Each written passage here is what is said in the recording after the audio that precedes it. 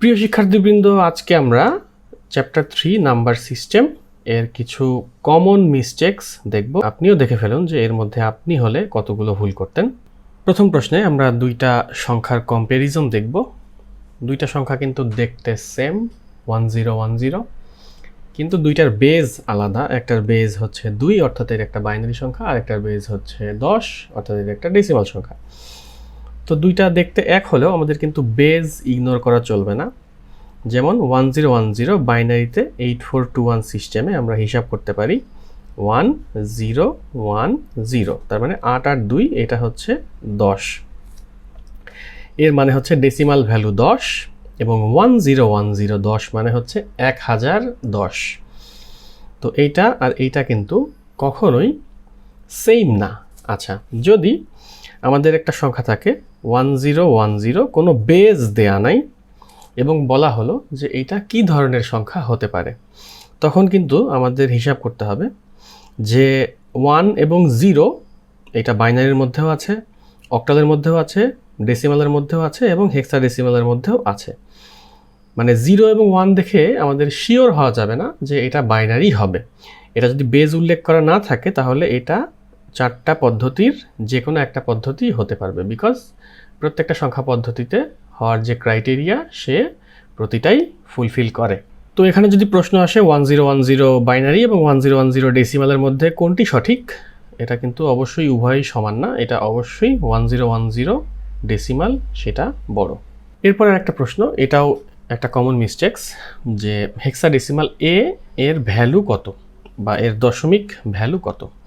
তো এ মানেই কিন্তু আমরা বুঝে ফেলবো যে এটা কিন্তু একটা হেক্সাডেসিমাল নাম্বারই, কারণ অন্য কোনো সংখ্যা পদ্ধতির মধ্যে অক্ষর নেই, শুধুমাত্র হেক্সাডেসিমালের মধ্যেই আছে। তাহলে এ মানে হচ্ছে ডেসিমালে 10।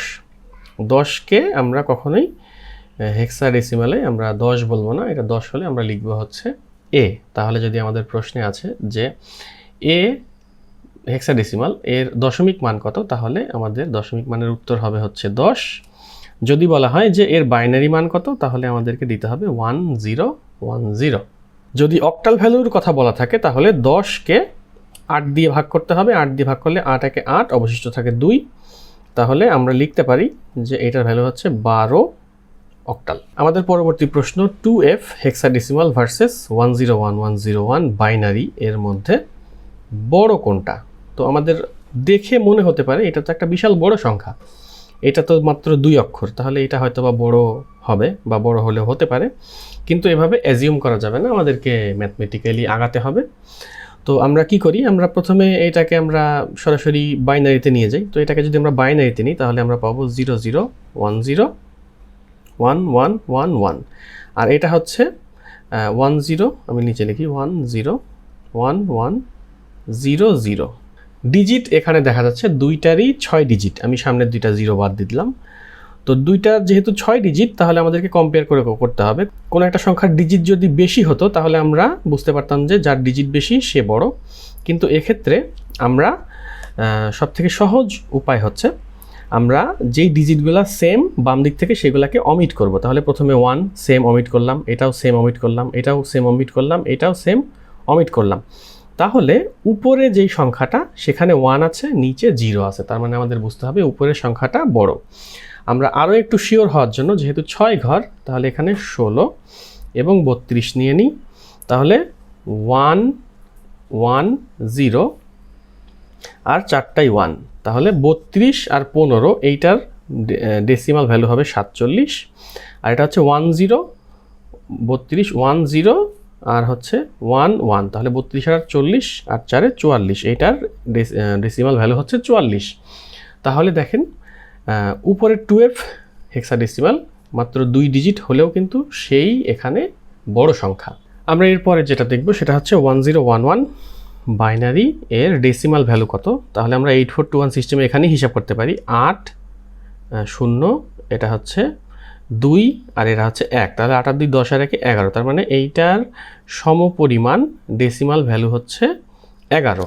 এখানে অনেকেই পাওয়ারের জন্য ভুল করতে পারে, তো এটার ভ্যালু হচ্ছে 11।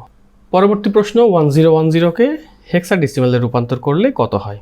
তো 1010কে আমরা জানি যে 8421-এ 1010কে 8 আর 2 যোগ করলে হয় হচ্ছে 10, কিন্তু এই 10 কিন্তু একটা ডেসিমাল সংখ্যা, আমাদের কিন্তু ডেসিমালে উত্তর চাওয়া হয়নি, আমাদেরকে বলা হয়েছে হেক্সাডেসিমালে কত।